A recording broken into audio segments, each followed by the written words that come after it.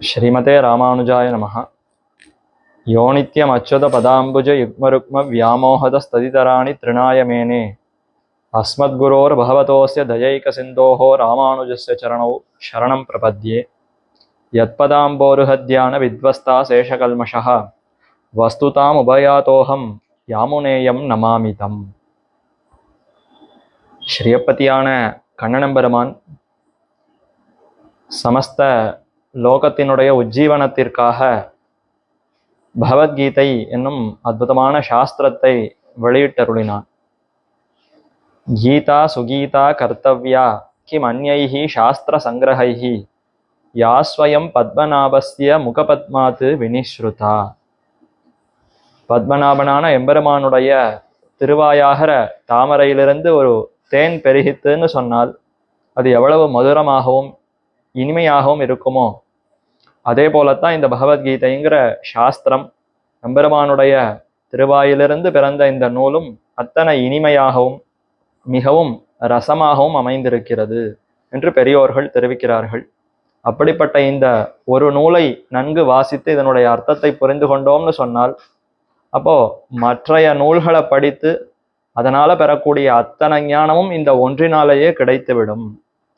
இதற்கப்புறம் இன்னும் பல நூல்களை வாசித்து பல அர்த்தங்களை தெரிந்து கொள்ள வேண்டும்ங்கிற சிரமமே இல்லாதபடி இந்த ஒரு நூலிலேயே அத்தனை அர்த்தங்களையும் சேர்த்து பிடித்து எம்பெருமான் நமக்கு உபதேசித்திருக்கிறார். அறியாத அர்த்தங்கள் அனைத்தையும் இதிலே நன்றாக அறியும்படி எம்பெருமான் உபதேசிக்கிறார்.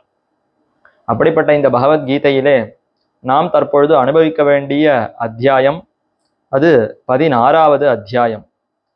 சரம ஷட்கம், இறுதியான 6 அத்தியாயங்கள். அதற்குள்ளே 13, 14, 15 என்று 3 அத்தியாயங்களை சேர்த்து பூர்வ திரிகம் என்று தெரிவிப்பார்கள். அடுத்து உத்தர திரிகம். திரிகம்னு சொன்னால் 3 அத்தியாயங்களினுடைய ஒரு கூட்டமைப்பு, ஒரு சேர்க்கை. அப்போ முதல் 3 அத்தியாயங்கள், அதாவது சரம ஷட்கத்தில முதல் 3 அத்தியாயங்கள், அடுத்து இறுதியான 3 அத்தியாயங்கள் 16, 17, 18. ஏன் இப்படி பிரிக்கிறார்கள்னு சொன்னால் முதல் 3 அத்தியாயங்கள், அதாவது 13, 14, 15 இந்த 3 அத்தியாயங்களுக்குள்ளே சித்து அச்சித்து ஈஸ்வரன் என்கிற அந்த தத்துவத்ரயங்களை பற்றின விளக்கம்.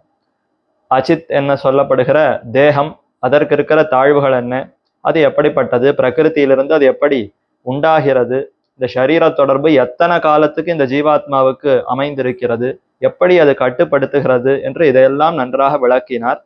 அடுத்தது ஜீவாத்மாவுக்கு இருக்கிற பெருமை என்ன, இவன் தான் சுதந்திரமாக கர்த்தா அல்லன், இந்த குணங்கள் தூண்டிதான் இவன் கர்த்தாவாக இருந்து பல செயல்களை புரிகிறானே தவிர இயற்கையில் இந்த தேகத்தை விட்டு பிரித்து பார்த்தோம்னு சொன்னால் அந்த ஒரு ஆத்மாவுக்கு எந்த விதமான கர்த்திருவம் செயல்படுகிற தன்மைங்கிறது இயற்கையாக கிடையாது என்று அந்த ஷரீர தொடர்பு இவனுக்கு எதனால ஏற்படுகிறது, எப்படி இதை அறியலாம், எந்தெந்த குணங்களை வளர்த்து கொண்டால் இவன் தேகம் வேறு ஆத்மா வேறுங்கிற அந்த ஒரு புரிதல், அந்த விவேக ஞானம் நன்றாக தெளிவாக ஏற்படும். பின்னர் எப்படி இவன் கர்மயோகத்தை அனுஷ்டித்து ஆத்ம சாட்சா்காரத்தை பெறலாம் என்பதையெல்லாம் நன்கு விளக்கினார். அடுத்து புருஷோத்தம யோகம். எம்பெருமான் தான் புருஷர்களுக்குள்ளே உத்தம புருஷனாக திகழ்கிறான். பத்த ஜீவனை காட்டிலும் முக்த ஜீவனை காட்டிலும் நித்தியர்களாக இருக்கக்கூடிய ஜீவாத்மாக்களை காட்டிலும் அனைவரை காட்டிலும் மேம்பட்டவனான எம்பெருமான் அனைவரையும் வியாபிக்கிறான், தாங்குகிறான், பரிக்கிறான். இப்படி எல்லா காரணத்தினாலையும் எம்பெருமான் அழியாதவனாய், ஒப்பற்றவனாய், நிகரற்றவனாக, தலைவனாக இருக்கிறான் என்று இதை 16வது அதாவது 15வது அத்தியாயத்துல தெரிவித்தார். 13, 14, 15 இந்த 3 அத்தியாயங்கள் சித்து அச்சித்து ஈஸ்வரன்கிற தத்துவங்களை பற்றின விளக்கமாக அமைந்தது. இப்ப அடுத்து 16, 17, 18 இதுல என்ன தெரிவிக்க போகிறாருன்னா கர்மயோகம், ஞான யோகம், பக்தி யோகம். கர்மயோகம்தான் அனைவருக்குமே சால பொருத்தமான ஒரு உபாயம். அனைவரும் இன்னார் இணையாருங்கிற வேறுபாடு இல்லாமல் அனைவரும் செய்வதற்கு தகுந்தது எது என்றால் அது கர்மயோகம்தான். அவனவனுக்குன்னு விதிக்கப்பட்டிருக்கிற செயல்களை இது எம்பெருமானுக்கே ஆராதனம். இதன் மூலமாக ஆத்மாவை நன்கு உணரலாம், ஆத்மாவையே நன்றாக புரிந்து கொள்ளலாம், அடையலாம் என்கிற அந்த புத்தியோடு, அந்த அறிவோடு இந்த கர்மயோகத்தையும் நான் செய்பவன் அல்லன், எம்பெருமான் இந்த தேகத்தை கொடுத்திருக்கிறார், இந்திரியங்களை கொடுத்திருக்கிறார், அவர் என்ன இப்படி பிறவி எடுக்கும்படி அனுகிரகித்திருக்கிறார், அதனால நான் பிறந்திருக்கிறேன்.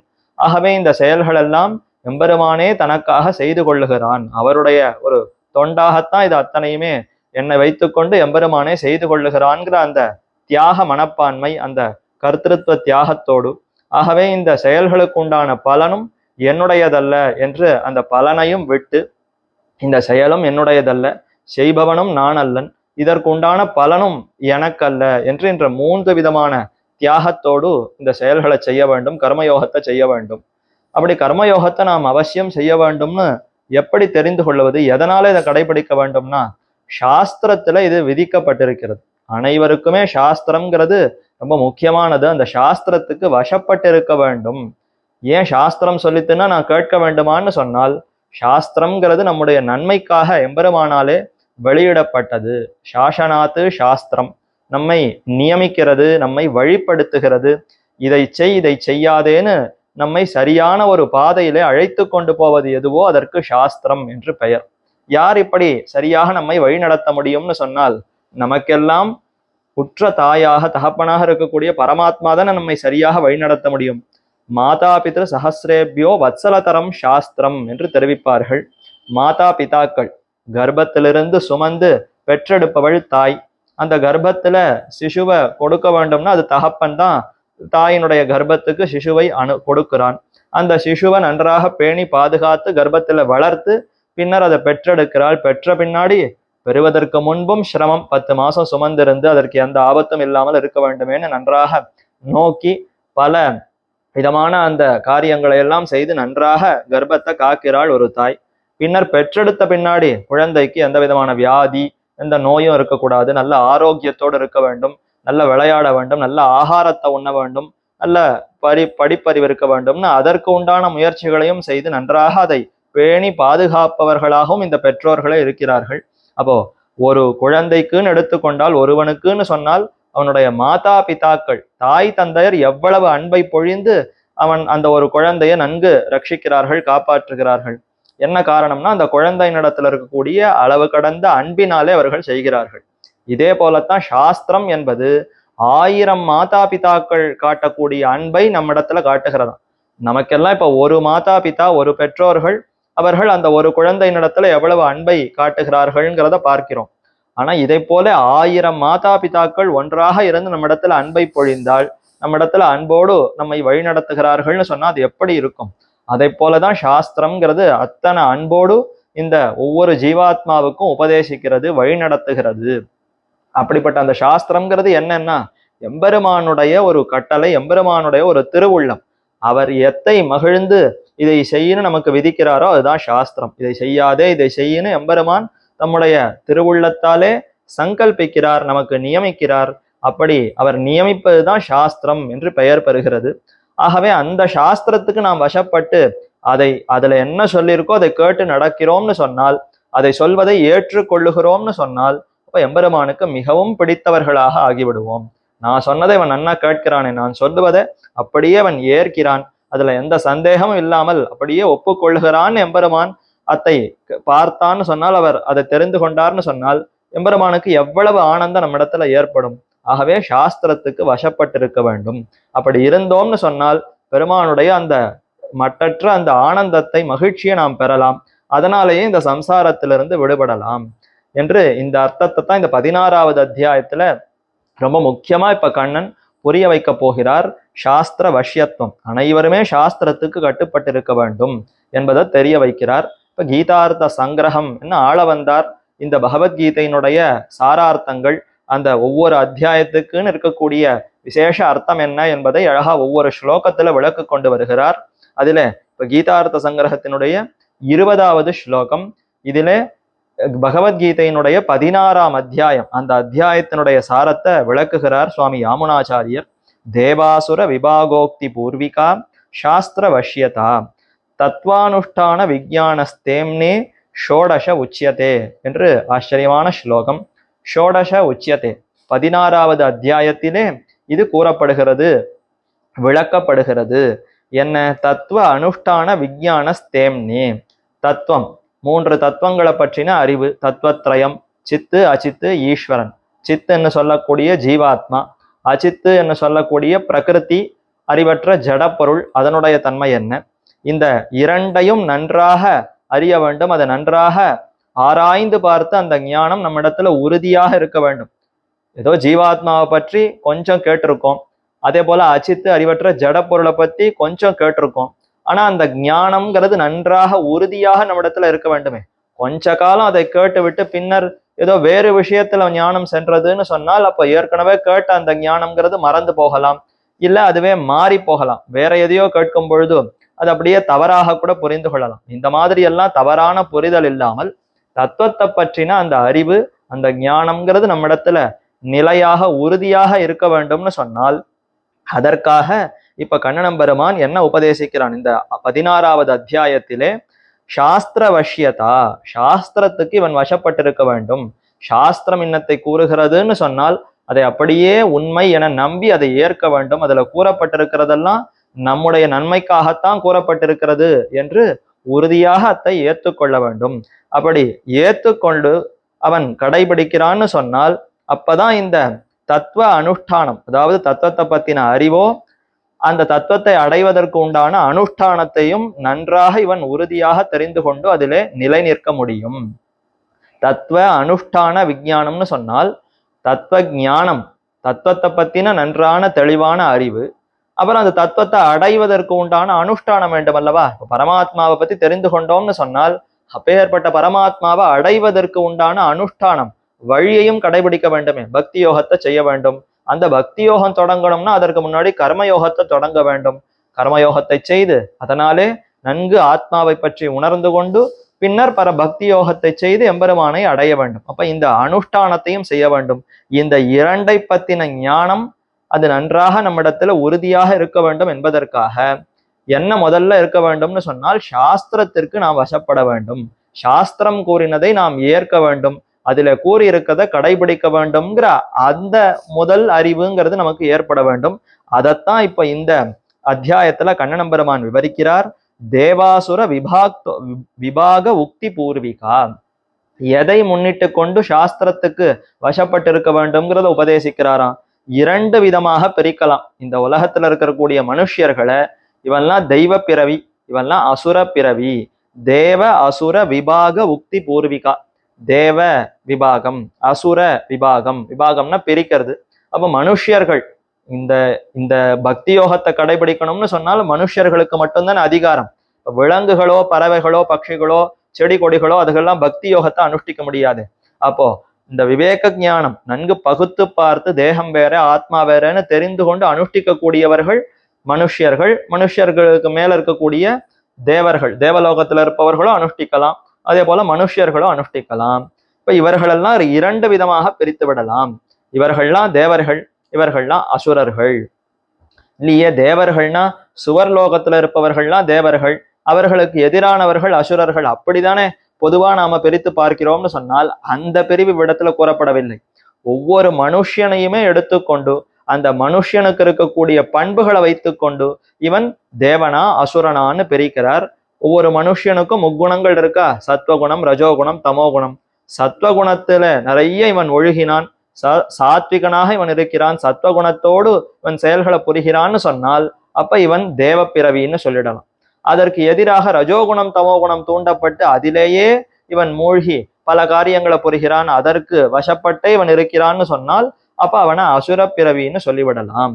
அப்ப அசுரத்தன்மை பொருந்தியவர்கள் இவர்கள், தெய்வத்தன்மை பொருந்தியவர்கள் இவர்கள்னு முதல்ல பிரிக்கிறார். இப்படி பிரிப்பது எதை அடிப்படையாக கொண்டால் சாஸ்திர வஷ்யதா, சாஸ்திரத்துல கூறப்பட்டிருக்கிறத நான் ஏற்கிறேன், அதுல சொல்லி இருக்கிறத அப்படியே உண்மை என நம்பி நான் கடைபிடிக்கிறேன்னு சொன்னால் அப்ப இவனுக்கு சத்துவகுணம் இருக்கிறது, அதனால இவன் தெய்வ பிறவி. எப்ப சாஸ்திரம் கூறியிருக்கிறத ஒருத்தன் எதிர்க்கிறான்னு சொன்னால் அது என்ன சொல்றது, நான் என்ன கேட்கிறது, அதுல சொல்லி இருக்கிறதெல்லாம் கடைபிடிக்க முடியுமா, அதெல்லாம் பொய், உண்மையே இல்லை என்று இப்படி எதிர்த்து அதை மறுத்து நாம் பேசுகிறோம், அதை கடைபிடிப்பதில்லைன்னு சொன்னால் அப்ப நமக்கு அசுரத்தன்மை இருக்கிறது, நாம் எல்லாம் அசுர பிறவி என்று இப்படி கண்ணனம் பெருமான் பிரிக்கிறான்.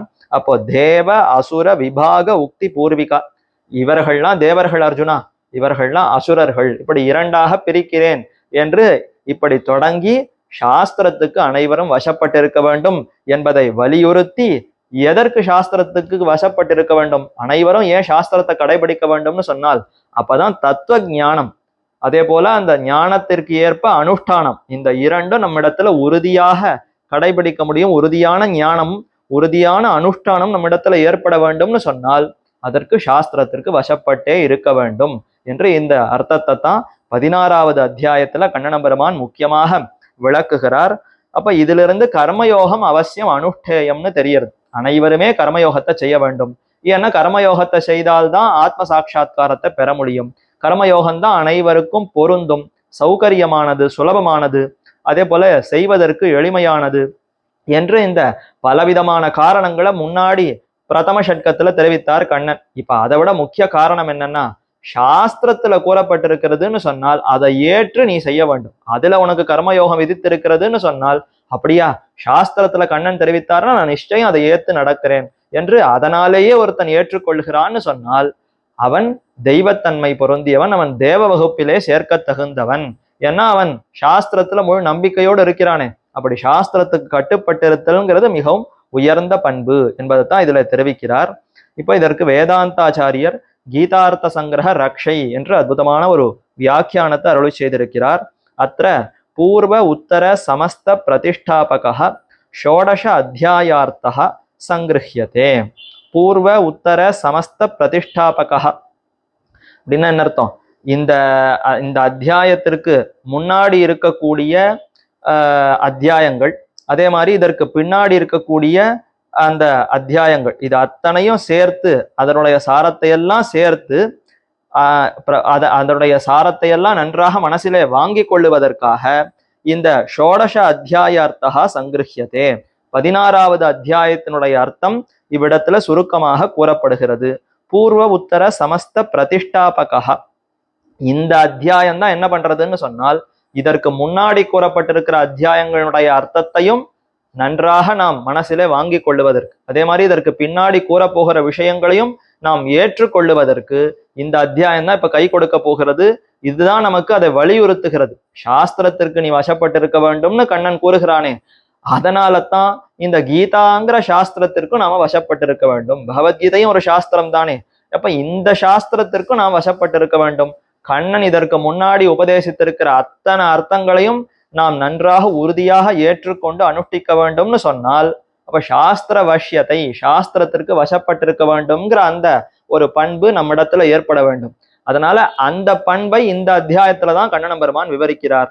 அப்ப அதன் மூலமாக சாஸ்திரத்திற்கு வசப்பட்டிருக்க வேண்டும். கண்ணன் இதற்கு முன்னாடி கூறியுள்ள அர்த்தங்களும் என்னுடைய நன்மைக்காகத்தான், அதை கண்டிப்பாக நான் செய்ய வேண்டும். இதற்கு பின்னாடி அவர் உபதேசிக்க போகிற அர்த்தங்களும் என்னுடைய நன்மை, ஜீவாத்மாவினுடைய நன்மைக்காகத்தான் எம்பெருமான் உபதேசிக்கிறார். அதையும் அப்படியே உண்மை என ஏற்று கடைபிடிக்க வேண்டும் என்று இந்த எண்ணமே நம்மிடத்துல ஏற்பட போவது எதனாலேன்னா, சாஸ்திரத்திற்கு வசப்பட்டிருக்க வேண்டும் அர்ஜுனா, அனைவருமே சாஸ்திரத்துக்கு கட்டுப்பட்டுதான் இருக்க வேண்டும். அப்படி இருந்தால்தான் அவன் தெய்வத்தன்மை பொருந்தியவனாக இருப்பன், தேவர்கள்ங்கிற அந்த வகுப்பில சேர்க்க தகுந்தவன். இதை எதிர்த்து யார் ஒருவன் பேசுகிறானோ அவன் அசுரத்தன்மை பொருந்தியவன் என்று இதுல தெரிவிக்கிறார். ஏதது அபிப்பிராயேன பாஷ்யம். இந்த அபிப்பிராயத்தோடு தான் கீதா பாஷ்யத்துல எம்பெருமானார் இப்படி விவரிக்கிறார். அனந்தர முக்தஸ்ய தூ கிருஷ்ணஸ்ய அர்த்தஸ்ய ஸ்தேம்னே சாஸ்திரவஷ்யத்துவம் வக்தும். இப்ப அனந்தர முக்தஸ்ய, இதற்கு அனந்தரம்னா இதற்கு பின்னாடி உபதேசிக்கக்கூடிய அர்த்தங்களாக இருக்கட்டும், அதே போல இதற்கு தொடர்பாக இதற்கு முன்னாடி உபதேசிக்கப்பட்ட அர்த்தங்களாக இருக்கட்டும். கர்மயோகம், ஞான யோகம், பக்தி யோகம்னு நிறைய உபதேசித்தார். தேக ஆத்ம விவேகத்தை உபதேசித்தார். ஆத்மாவுக்கு இருக்கக்கூடிய பெருமைகளை எல்லாம் தெரிவித்தார். ஆத்ம சாட்சா்காரம் ஏற்பட்டால் அவனுக்கு எப்படி அந்த தன்மைகள் இருக்கும்னு எல்லாம் தெரிவித்தார். பகவான் தானே அனைத்தையும் சொத்தாக கொண்டிருக்கிறேன்னு விபூதி அத்தியாயத்துல தெரிவித்தார். விஸ்வரூபத்தில் அனைத்தையும் நான் எப்படி தாங்குகிறேன், என்னுடைய உடல் இந்த திருமேனியிலேயே எப்படி இது அத்தனையும் அமைந்திருக்கிறதுன்னு காட்டி கொடுத்தார்.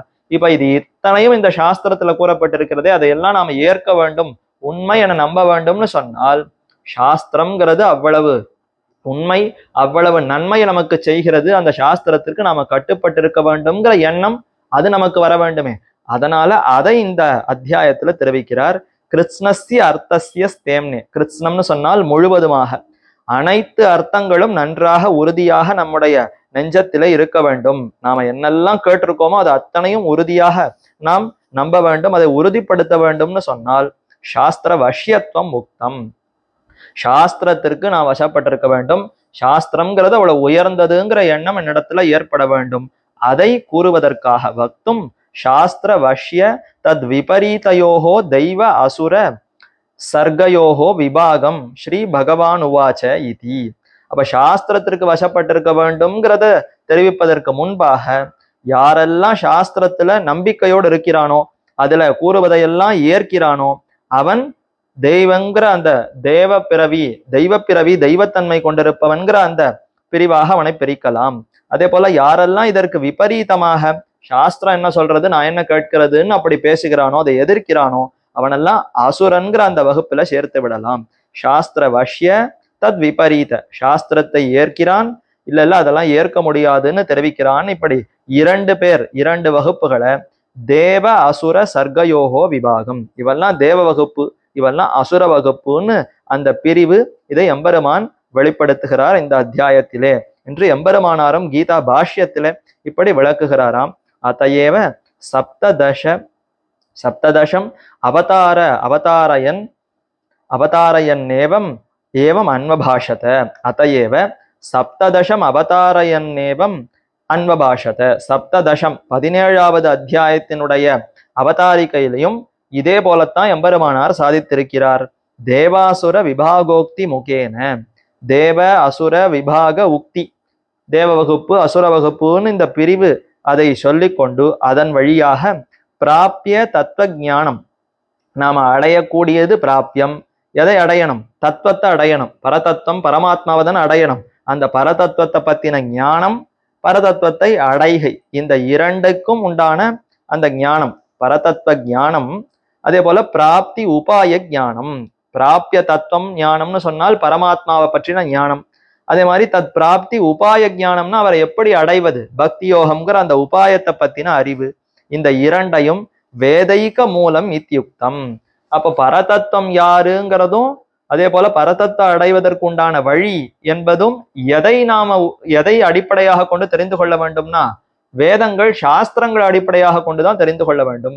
சுவாமி பரதத்துவம் இவர், பரதத்தை அடைவதற்கு பக்தி யோகம்தான் வழி என்பதை யாரோ இன்னைக்கு நேத்தைக்கு வந்தவர் கூறவில்லை. கண்ணன் தானாக தன்னுடைய திருவுள்ளத்துல இருக்கிறதாக அப்படியும் சொல்லவில்லை. யாரோ ஆச்சாரியர்கள்லாம் தங்கள் மனசுல பட்டதை அப்படி கூறவில்லை. இது அத்தனையும் சாஸ்திரத்திலே இப்படி கூறப்பட்டிருக்கிறது. அதையே தான் எம்பெருமானும் தெரிவிக்கிறார், ஆச்சாரியர்களும் தெரிவிக்கிறார்கள். அப்ப சாஸ்திரம்ங்கிறது ரொம்ப முக்கியமான ஒரு பிரமாணம். அதில கூறப்பட்டதுன்னு சொன்னால் அதை 100க்கு 100 உண்மை என ஏற்றுக்கொண்டு அப்படியே கடைபிடிக்க வேண்டும், அதை அப்படியே அங்கீகரிக்க வேண்டும். ஆக அந்த சாஸ்திரத்தில தான் பரதத்துவம் பரமாத்மா இவர் என்று கூறப்பட்டிருக்கிறார். அதே சாஸ்திரத்துல தான் இந்த பரமாத்மாவை அடைவதற்கு பக்தி யோகம் தான் வழி என்றும் தெரிவிக்கப்பட்டிருக்கிறது என்பதெல்லாம் இந்த சாஸ்திர வஷ்யதா, சாஸ்திரத்திற்கு வசப்பட்டிருக்க வேண்டும்னு 16ஆம் அத்தியாயத்துல தெரிவித்திருக்கிறாரு. இதன் மூலமாகவே அது நன்றாக நிலை பெற்றதாக ஆகிறது. பிராப்பிய தத்துவ ஞானம் பிராப்தி உபாய ஞானம் ச வேதைக மூலம் இத்தியுக்தம். வேதங்களை அடிப்படையாக கொண்டதுதான் பரதத்துவத்தை பத்தின ஞானமோ, அதே போல பரதத்துவத்தை அடைவதற்கு உண்டான உபாயத்தை பத்தின அறிவோ. பரதத்துவம் இவர், அவரை அடைவதற்கு இதுதான் வழிங்கிறது எதை அடிப்படையாக கொண்டதுன்னு சொன்னால் வேதங்களை அடிப்படையாக கொண்டது. அப்படி வேதங்கள் சொல்லித்துன்னா ஏற்க வேண்டுமான்னு சொன்னால் ஆமா சாஸ்திரம் குறித்துன்னா ஏற்க வேண்டும். ஏற்றுக்கொள்ளுகிறாய்னு சொன்னால் நீ தெய்வத்தன்மை பொருந்தியவன், ஏற்கவில்லைன்னு சொன்னால் நீ அசுரத்தன்மை பொருந்தியவன் என்று அதை இந்த அத்தியாயத்துல கண்ணன பெருமான் பிரித்து தெரிவிக்கிறார். அத்த சாஸ்திர வஷ்யதா, சாஸ்திரத்திற்கு வசப்பட்டிருக்க வேண்டும்ங்கிறது என்ன? தஸ்மாத்து சாஸ்திரம் பிரமாணம் தே காரிய அகாரிய வியவஸ்திதௌ ஞாத்வா சாஸ்திர விதானோக்தம் கர்ம கர்த்தும் இஹார்ஹசி என்று இந்த ஸ்லோகத்துல கண்ணன பெருமான் விவரித்திருக்கிறார். அர்ஜுனனை பார்த்து இந்த ஸ்லோகத்துல இப்படி தெரிவிக்கிறார். இதுதான் கடைசி ஸ்லோகமா இந்த அத்தியாயத்துல வைத்திருக்கிறார்.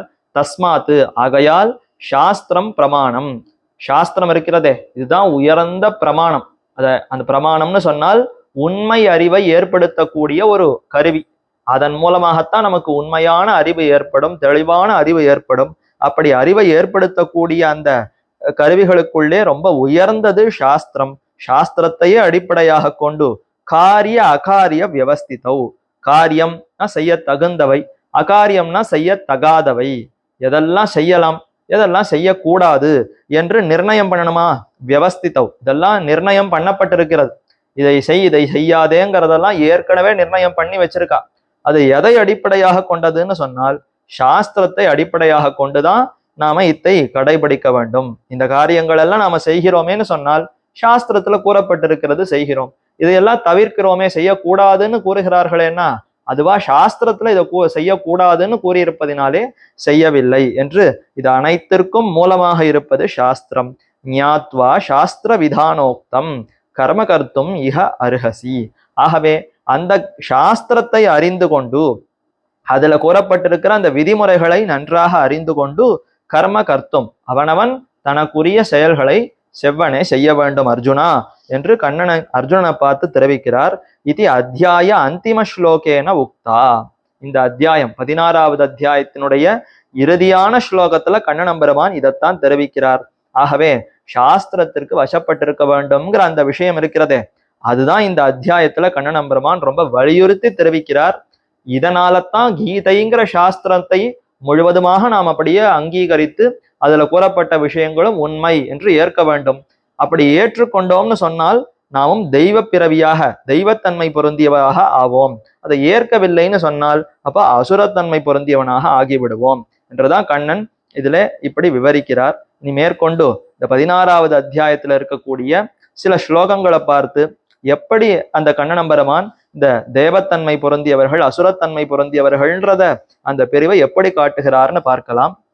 இப்போ இந்த அத்தியாயத்தினுடைய தொடக்கத்துல எம்பெருமான் அபயம்னு தொடங்குகிறார். அபயம் சத்வ சம்சுத்திஹி ஞானயோக வியவஸ்திதிஹி தானம் தமஷ்ச யஜ்ஞஷ்ச ஸ்வாத்யாய ஸ்தப ஆர்ஜவம் அஹிம்சா சத்யம் அக்ரோதஹ தியாகஹ சாந்திர் அபைஷுனம் தயா பூதேஷு அவலோலுப்தம் மார்தவம் ஹ்ரீர் அச்சாபலம் தேஜஹ க்ஷமா திருதிஹி சௌச்சம் அத்ரோஹோ நாதிமானிதா பவந்தி சம்பதம் தெய்வீம் அபிஜாதஸ்ய பாரத. இப்ப அர்ஜுனனை பார்த்து நேர கண்ணனம்பெருமான் இப்படி பல குணங்களை தெரிவிக்கிறார். இந்த மாதிரியான பண்புகள், இந்த குணங்கள் இருக்கிறதே, இந்த குணங்கள் எல்லாம் பொருந்தியவன், நல்ல தெய்வத்தன்மை பொருந்தியவன், அவன்லாம் தேவர்களுக்குன்னு உண்டான அந்த செல்வத்தை இவன் கொண்டிருப்பவனாக அறிந்து கொள்.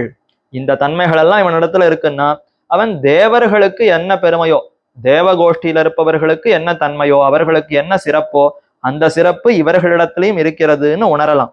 யாரிடத்துல இந்த தன்மைகள் எல்லாம் யாரிடத்துல காணப்படுகிறதோ அவன்லாம் தெய்வத்தன்மை பொருந்தியவன் என்று தெரிவிக்கிறார். அபயம் என்றால் பயம் இல்லாமல் இருத்தல். சத்வ சம்சுத்திகி மனசனுடைய பரிசுத்தமான தன்மை, கண்ட விஷயங்களை பத்தி நினைக்கிறது, அலை பாய்வது, ஏதோ விஷயத்துல ஆசைப்படுவது, அதெல்லாம் இல்லாமல் ரொம்ப தூய்மையான மனசோடு இருப்பது. ஞானயோக வியவஸ்திதிகி பிரகிருதியினின்றும் நீங்கிய ஆத்மஸ்வரூபத்தை சிந்தித்திருத்தல். அவன் எப்ப பாரு ஆத்மாவை குறித்து சிந்தித்து கொண்டிருக்கிறான். வெறும் உடலுக்கு உண்டான சுகங்களை பத்தி எண்ணாமல் ஆத்மாவுக்கு எது நன்மை கொடுக்கும்னு அதை பத்தியே சிந்தித்து கொண்டிருக்கிறான். தானம் தமஷ்ச நல்வழியிலே தேடிய பொருளை நல்லோர்க்கு அளித்தல் தானம். தானம் பண்ணுவதுன்னா என்ன அர்த்தம்? நல்ல விதத்துல நமக்கு விதிக்கப்பட்டிருக்கிற அந்த முறையில முதல்ல சம்பாதிக்கணும் பொருள்களை. சம்பாதித்த பொருளை நல்லோர்களுக்கு கொடுத்தால் அதற்குத்தான் தானம்னு பெயர். நானே தப்பு காரியம் பண்ணி தீய வழியில நிறைய பொருளை சேர்த்துட்டு அதுக்கப்புறம் இதெல்லாம் நிறைய பேர் எல்லாருக்கும் இன்னாரணையாருங்கிற வேறுபாடு இல்லாமல் நல்லவர்களோ தீயவர்களோ எல்லாருக்குமாக கொடுக்கிறேன்னு சொன்னால் அது தானம்னு பெயர் பெறுமான்னு கேட்டால் அது எப்படி தானமாகும்? நல்ல வழிமுறையில நமக்குன்னு விதித்த முறையில சம்பாதிக்க வேண்டும். சம்பாதித்ததை நல்லோர்களுக்கு கொடுக்கணும். யாரோ தீயவர்கள், அரக்கர்கள், அசுரர்கள், அந்த மாதிரியான குணங்களோடு இருக்கக்கூடிய அந்த தீயவர்கள், அவர்களுக்கெல்லாம் கொடுத்தால் அது தானம்ங்கிற அந்த பெயர் அது அதற்கு ஏற்படாது. அதே போல தமஹா என்றால் மனசை வெளி விஷயங்களிலிருந்து கட்டுப்படுத்துதல். யஜ்யம்னு சொன்னால் பலனில் பற்றற்று பகவானுடைய திருவாராதனமாக நம்முடைய அந்த செயல்களை செய்தல். ஸ்வாத்யாயா வேத அத்தியனத்தில் ஈடுபடுதல். அதே மாதிரி தபஹா என்றால் உபவாசம் முதலான தவங்களில் ஈடுபடுதல் என்று இது முதலான பல குணங்களை தெரிவிக்கிறார். அஹிம்சா எந்த ஜீவராசியும் துன்புறுத்தாமை. சத்தியம் ஜீவராசிகளுக்கு நன்மையான உண்மையே உரைத்தல். அக்ரோதஹா பிறரை துன்புறுத்துவதில் மூட்டும் கோபம் இல்லாதவனாய் இருக்கை.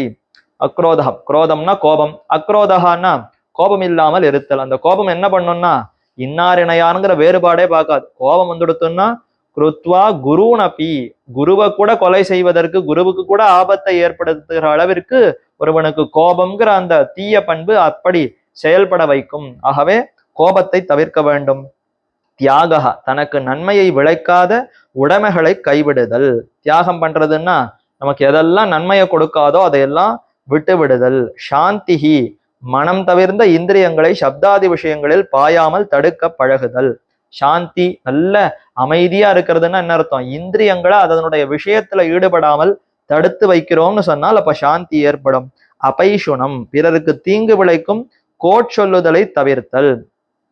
ஆண்டாள் தெரிவித்தாளே, ஆண்டாள் 2வது பாசுரத்திலேயே செய்யாதன செய்யோம் தீக்குறளை சென்று ஓதோம் என்று தெரிவித்தார். பாவை நோன்புன்னு நாம் இப்ப கடைபிடிக்க போறோமே, கண்ணனம் பெருமானையே அடைய போகிறோம்ங்கிற அந்த விரதத்துல இப்ப நாம் எல்லாம் முயற்சிக்க போகிறோம். அப்படி எம்பெருமானையே அடைய போகிறோம்னு சொன்னால் நம்மிடத்துல சில பண்புகள் எல்லாம் வர வேண்டும். தீய பண்புகள் எல்லாம் நம்ம இடத்துல இருந்து நீங்க வேண்டும். தீக்குறளை சென்று ஓதோம், தீய சொற்களை பேச மாட்டோம். பிறருக்கு துன்பத்தை கொடுக்கக்கூடிய அந்த கடுமையான அந்த சொற்களை எல்லாம் பிரயோகிக்காமல், யாருக்கும் எந்த துன்பத்தையும் கொடுக்காமல் அதையெல்லாம் தவிர்த்து இருத்தல். அதுதான் இவ்விடத்துல அபைஷுணம் என்று தெரிவிக்கிறார். பூதேஷு தயா, ஜீவராசிகளின் துன்பம் கண்டு பொறாமல் இருத்தல். யாருக்கு எந்த ஆபத்து வந்தாலும் ஐயோ இப்படி ஆபத்து வந்து விட்டதே, அவனும் நல்ல கதியை அடையலாமே, அவனுக்கும் நன்மை ஏற்படணுமே, அவனும் எம்பெருமானுடைய சொத்து, அவனுக்கு இந்த மாதிரியான கஷ்டம் வந்திருக்கிறதேன்னு அதை பார்த்து நாம கொஞ்சம் துன்பம் கண்டு பொறாமல் இருத்தல்.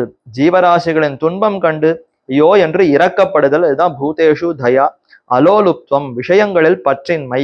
மார்தவம், நல்லோர்கள் அணுகலாம்படி மென்மையுடன் இருக்கை. மார்தவம்னு சொன்னால் ரொம்ப மென்மையோட இருக்க வேண்டும். அப்படின்னா உடல் தேகம் ரொம்ப மெத்துன்னு இருக்கணும், மென்மையா இருக்கணும்னு அர்த்தமான அப்படி அல்ல. நல்லவர்கள் எல்லாம் நம்ம பார்த்த உடனே வந்து நம்ம இடத்துல நன்றாக பழகி பேசுவதற்கு நாம அந்த அளவுக்கு எளிமையானவர்களாக இருக்க வேண்டும்.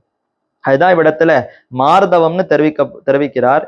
ஹ்ரீஹி, தகாத செயல்களை செய்வதில் வெழ்கி இருத்தல், வெட்கப்பட வேண்டும். தப்பு காரியங்களை பண்ணும் பொழுது ஐயோ இப்படி செய்ய நேரிடுகிறதே, இதை போய் நான் செய்யலாமா என்று எண்ணி அதற்கு வெட்கப்பட வேண்டும். அச்சாபலம், அருகில் இருக்கும் அழகிய பொருள்களையும் ஆசைப்படாமை. சபல புத்தி, எதை பார்த்தாலும் இது வேணும் அது வேணுங்கிற புத்தி இருந்தால் சபலம் இருக்குன்னு அர்த்தம். அதுலெல்லாம் எந்த விருப்பமும் இல்லைன்னு சொன்னால் அச்சாபலம். தேஜகா, வெல்ல ஒண்ணாமை. தீயவர்கள், யாரோ தாழ்ந்தவர்கள், அவர்களெல்லாம் நம்மை பார்த்து நம்மையே வெற்றி கொள்ளுமா போலே அவர்களுடைய அந்த பேச்சு ஆதிக்கத்தினாலே நம்மை வெல்பவர்களாக இல்லாமல் நாம் அவர்களெல்லாம் வெல்ல வேண்டும். அப்போ தேஜஸ்ங்கிறது நம்முடைய அந்த ஒளி, நம்முடைய அந்த ஞானம். அதனால தீயவர்களெல்லாம் கூட நம்ம இடத்துல வந்து தோத்துத்தான் போவார்கள். நாம் அவர்களால என்ன துன்பத்துக்கு ஆளாக்கப்பட்டாலும், அவர்கள் எத்தனை கடும் சொற்களை சொன்னாலும் நாம அமைதியோடு பொறுமையோடு எல்லாம் எம்பெருமான் பார்த்து கொள்ளுவார்னு அந்த எண்ணத்தை வளர்த்து கொண்டோம்னு சொன்னால் அப்ப அவர்கள் எத்தனை நம்மை கோச்சொல்லி பார்த்தாலும் என்ன முயற்சித்தாலும் கடைசியில தோற்றுதானே போவார்கள். ஓ இவனை ஒண்ணுமே செய்ய முடியாது, இவனை கஷ்டத்துக்கே ஆளாக்க முடியாதுன்னு சொல்லி கையோய்ந்து போவார்கள். அப்போ அவர்களாலே வெல்ல ஒண்ணாதவர்களாக நாம இருத்தல். க்ஷமா, துன்புறுத்தவனிடர்களும் பொறுமையோடு இருத்தல். யாரெல்லாம் நமக்கு துன்பம் கொடுக்கிறார்களோ அவர்களிடத்திலையும் பொறுமையோடு இருத்தல். திருதிஹி, பேர் ஆபத்து வந்தாலும் செய்ய வேண்டியதில் உறுதியுடன் இருக்கை. ரொம்ப ஆபத்து காலம் வந்தா கூட நாம எதை செய்ய வேண்டுமோ அந்த செய்ய வேண்டிய செயல்கள்ல உறுதியோடு இருக்க வேண்டும். இந்த நம்பாடுவான் சரித்திரம் கைசிக புராணம்னு வாசிக்கிறார்களே, கைசிக துவாதசி அன்னைக்கு கைசிக புராணம் வாசிக்கிறார்கள். அதுல நம்பாடுவான்னு ஒரு அடியவர், ஒரு பரம ஸ்ரீ வைஷ்ணவர், ஒவ்வொரு ஏகாதசிக்கும் உபவாசம் இருந்து ஜாகர விரதம் என்றால் தூக்கமே இல்லாமல் முழித்து கொண்டு விழித்து கொண்டு இருந்து எம்பெருமானுடைய குணங்களை சங்கீர்த்தனம் பண்ணி பாடிக்கொண்டு அப்புறம் அந்த துவாதசி அன்றைய தினம் காலை விடியற் காலை பொழுதுல எம்பெருமானை போய் சேவித்து அதற்கு பின்னர் தான் இந்த உபவாசத்தை முடித்து கொண்டு ஆகாரம் எடுத்துக்கொள்ளுகை. இது அந்த விரதத்தை அவர் அனுஷ்டித்து கொண்டிருந்தார். திருக்குறுங்குடி நம்பி, அந்த வடிவழகிய நம்பி எம்பெருமானிடத்துல ஆட்பட்டு இப்படி அந்த நம்பாடுவான்கிறவர் இருந்தார். ஒரு நாள் அவர் போய்கொண்டிருக்கிற சமயத்திலே அந்த பிரம்மரக்ஷஸ் வந்து பிடித்து கொண்டது. இப்ப பேர் ஆபத்து காலம். பிரம்மரக்ஷஸ் என்ன சொல்லித்து, உன்னை நான் விடவே போறதில்லை, இன்னைக்கு நீ தான் எனக்கு சரியான ஆகாரம், நானே ரொம்ப காலமா நீ உபவாசம் இருந்தியோ இல்லையோ எனக்கு ஆகாரம் இல்லாமல் நான் பெரிய உபவாசம் இருந்திருக்கேன், தெய்வமா பார்த்து உன்னை எனக்கு ஆகாரமா கொடுத்துருக்கு, உன்னை விடமாட்டேன்னு சொல்லி அத்தனை அவன் துன்புறுத்தினான். அந்த சமயத்துல கூட நம்பாடுவான் என்ன சொன்னார்? பயப்படவே இல்லை. ஐயோ, உனக்கு ஆகாரமாகறதுக்கு பெருமாள் என்ன அனுப்பினார்னா ரொம்ப சந்தோஷம். இப்படியானோ என்னுடைய உடல் இதுக்கான பிரயோஜனப்படுறதே. நான் நினைச்சேன் என்னுடைய உடல் எதற்குமே பிரயோஜனம் இல்லைன்னு. கடைசியில இப்படி உனக்கு உணவாக போவதற்காகவாவது இது பிரயோஜனப்படுகிறதுன்னா ரொம்ப சந்தோஷம். ஆனா ஒரே ஒரு கடமை இருக்கிறது. நான் இந்த உபவாசத்தை அனுஷ்டித்த பிற்பாடு போய் எம்பெருமான சேவித்து அவரிடத்துல அந்த பாசுரங்களை பாடி அவருக்கு உகப்பு கைங்கரியம் பண்ணுதல்னு வைத்து கொண்டிருக்கிறேன். அதை முடித்து கொண்டு வந்து உனக்கு ஆகாரமாக ஆகிறேன்னு அந்த கஷ்ட காலத்துல கூட, ஆபத்து காலத்துல கூட தான் செய்ய வேண்டிய காரியத்தை நான் விடமாட்டேன், அதை செஞ்சுட்டு வந்துடுறேன், பின்னாடி உனக்கு ஆகாரம் ஆகிறேன்னு சொன்னார்னு கேள்விப்படுறோம், பார்க்கிறோமே. அப்ப ஆபத்து வரும் காலத்துல கூட நாம செய்ய வேண்டிய கைங்கரியமோ அனுஷ்டானமோ அதை விடாமல் செய்ய வேண்டும். அப்படிப்பட்ட அந்த குணம் இருக்கிறதுன்னு சொன்னால் அதுதான் இவ்விடத்துல திருதிகின்னு கூறப்படுகிறது. அப்போ அந்த உறுதியோடு செய்ய வேண்டியதில் உறுதியாய் இருக்கை. சௌச்சம் என்றால் தூய்மையாக, மனோவாக்கு காயங்களில் சாஸ்திரங்களில் சொல்லிய பரிசுத்தியாகிற அனுஷ்டான தகுதியை உடையவனாய் இருக்கை. மனசுலையும் தூய்மை இருக்கணும், வாக்குலையும் தூய்மை இருக்கணும், அதே போல காயம் உடல்லையும் சுத்தி இருக்க வேண்டும். அத்ரோகா பிறர் நற்செயல்களை தடுக்காமை. துரோகம் பண்ணுவதுன்னு என்ன அர்த்தம்? அடுத்தவர்களுக்கு ஏதோ தீங்கிழைத்தல். அத்ரோகான்னு சொன்னால் பிறர் நற்செயல்களை தடுக்காமை. யாரோ நல்ல காரியங்கள் செய்து கொண்டிருக்கிறார்கள்னு சொன்னால் அதை எப்படி அவன் செய்யலாம் அப்படின்னு அவனிடத்துல ஒரு கோபத்தோடு அவனை துன்புறுத்தல், அதை தடுத்தல்னு சொன்னால் அப்ப துரோகம் செய்கிறோம்னு அர்த்தம். அப்ப அது இல்லாமல் இருத்தல் அத்ரோகா. ந அதிமானிதா தகாத கர்வமின்மை. தகாத கர்வம் கூடாது. சாத்விகமான கர்வம் இருக்கலாம். ஏதோ தாழ்ந்தவர்களோடு போய்கொண்டிருக்கும் பொழுது அவர்கள்லாம் நாஸ்திகர்கள், அவர்கள்லாம் எம்பெருமானையே அறியாதவர்கள், அவர்களை விட நான் பரவாயில்லையே, எம்பெருமானை அறிந்திருக்கிறேன், ஓரளவுக்கு எனக்கு எம்பெருமான பத்தின ஞானம் ஏற்பட்டிருக்கிறது, ஆச்சாரியருடைய கட்டாட்சம் இருக்கிறது, அதனால நான் அவர்களை விட கற்று உயர்ந்தவன்கிற அந்த எண்ணம் இருக்க வேண்டும். அந்த சாத்விகமான கர்வமோ அகங்காரமோ இருக்கலாம். ஆனால் நல்லோர்களோடு பழகும் பொழுதே எனக்கு ஏற்பட்ட ஞானம் போல அவருக்கு உண்டா, எனக்கு கிடைத்தாற் போல அவருக்கு உண்டா, நான் எவ்வளவு சிறந்தவன், எத்தனை காலம் காலக்ஷேபம் கேட்டிருக்கேன், எவ்வளவு குணங்கள்லாம் என்னிடத்துல இருக்குன்னு தகாத கர்வம் நம்ம இடத்துல ஏற்படக்கூடாது. அப்போ அந்த மாதிரியான கர்வமோ அகம்பாவமோ இல்லாமல் இருத்தல் ந அதிமானிதா. தெய்வீம் சம்பதம் அபிஜாதஸ்ய. ஆக இப்படிப்பட்ட குணங்கள் ஒருவனிடத்துல இருக்கிறதுன்னு சொன்னால் பகவத் ஆக்ஞையை பின்பற்றி நடக்கும் தெய்வ பிறவியாகிற செல்வத்தை உடையவனுக்கு உள்ளன. இதெல்லாம் யாரிடத்துல இருக்கும்னா பகவானுடைய ஆக்ஞையை பின் செல்ல வேண்டும்ங்கிற அந்த உறுதியோடு இருக்கக்கூடியவன் தெய்வ பிறவியாகிற செல்வத்தை உடையவன். இவன் தான் தெய்வ பிறவி அர்ஜுனா. இந்த குணங்கள் எல்லாம் ஒரு இடத்துல இருக்குன்னு சொன்னால் அவன் தெய்வ பிறவி. தெய்வத்தன்மை பொருந்தியவனிடத்துல மட்டும்தான் இந்த குணங்களை பார்க்க முடியும் என்று முதல்ல எடுத்த உடனேயே தேவ வகுப்புல சேர்ந்தவர்கள், தேவ கோஷ்டியில சேர்ந்திருப்பவர்களுக்கெல்லாம் இப்படிப்பட்ட நல்ல பண்புகள் இருக்கும் என்று அதை முதல்ல தெரிவித்தார். இதற்கு பின்னாடி அர்ஜுனனுக்கு ஒரு கலக்கம் ஏற்பட்டது. நாம எந்த கோஷ்டியில இருக்கோம்னு தெரியலையே, கண்ணன் பெருமான் இப்ப தேவ வகுப்புல சேர்ந்தவர்களுக்கு இந்த தன்மைன்னு தெரிவித்தார்.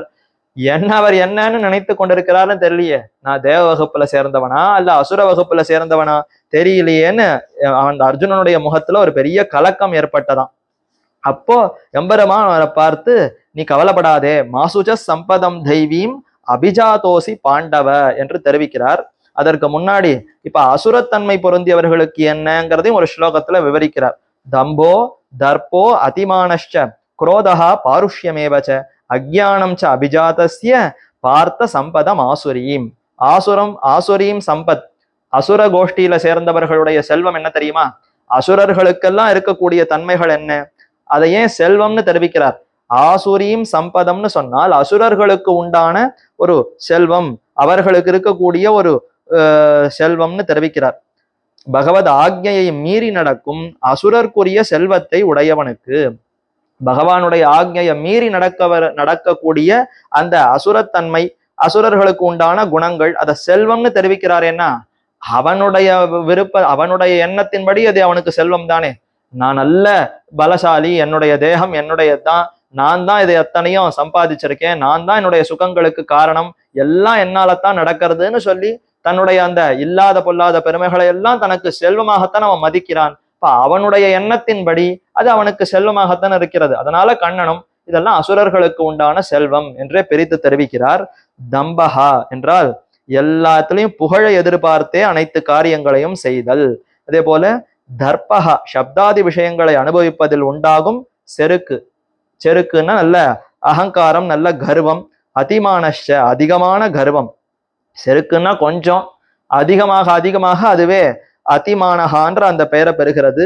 அடுத்து குரோதகா, பிறரை துன்புறுத்தும் கோபம். பாருஷ்யம், நல்லோர்களை வெறுப்படைய செய்யும் கடுமை. அஜ்ஞானம், தத்துவ விஷயத்திலும் செய்யத்தக்கது அல்லது தகாதது விஷயத்திலும் அறிவின்மை. எது செய்யத்தக்கது எது செய்யத்தகாதது என்று அந்த அறிவே இல்லாத தன்மை. இப்படிப்பட்ட குணங்கள் எல்லாம் அசுரத்தன்மை பொருந்தியவர்களுக்கு அமைந்திருக்கிறது.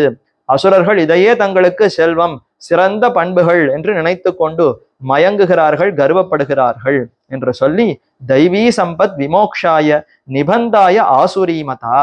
தெய்வீ சம்பத், தேவர்களுக்கு உண்டான இந்த தன்மை இருக்கிறதே, தெய்வ சம்பத், தேவர்கள் அந்த தெய்வத்தன்மை பொருந்தியவர்களுடைய இந்த குணங்கள் அது எதுல கொண்டு போய்விடும்? அதற்குண்டான பயன் என்ன, பிரயோஜனம் என்னன்னா விமோக்ஷாய, சம்சாரத்திலிருந்து விடுதலையே கொடுக்கக்கூடியது இந்த தேவர்களுக்கு உரிய அந்த செல்வம்.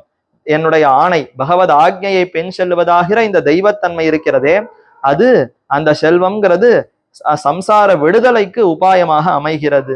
நிபந்தாய ஆசுரீமதா, அசுரருக்கு உரிய என்னுடைய ஆணையை மீறுதலாகிற செல்வம், பகவானுடைய ஆக்ஞையை மீறி நடக்கக்கூடிய அசுரர்கள், அசுரத்தன்மை பொருந்தியவர்கள், அவர்களுடைய அந்த குணங்கள்ங்கிறது எதற்கு வழியாக இருக்கிறதுனா தாழ்ந்த கதிகளை அடைய உறுப்பாகிறது. நிபந்தாயன்னா மேலும் மேலும் இந்த சம்சாரத்துல கட்டுப்படுவதற்கு, இன்னும் தாழ்ந்த உலகங்களுக்கு போய் நிறைய கஷ்டங்கள் அனுபவிப்பதற்கே இந்த அசுரத்தன்மை அந்த குணங்கள் எல்லாம் பயன்படுகிறது, அதற்கு வழியாக அமைகிறது என்று இப்படி பிரித்தார்.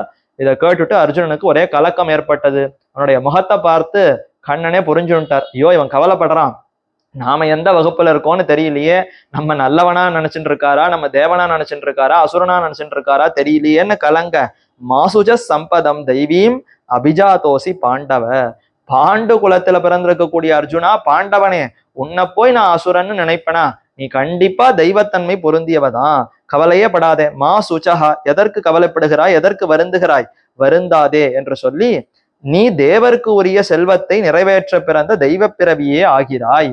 தெய்வத்தன்மை பொருந்தியவதான், நீ தேவ பிறவிதான். ஏன், என்ன காரணம், எப்படி கண்ணன் தெரிஞ்சுட்டார்னா, இதோ 18 அத்தியாயத்துல இப்ப 15 அத்தியாயமா வரிசையா தன்னுடைய பெருமையே கண்ணன் தெரிவித்துக் கொண்டிருக்கிறார். நான் தான் எல்லாம், என்னாலதான் இந்த ஜெகத்தே நடக்கிறது, அனைவரையும் தாங்குபவன் நான், அனைவரையும் நியமிப்பவன் நான் என்று தன்னுடைய அத்தனை பெருமைகளையும் கண்ணன் தெரிவித்தான்.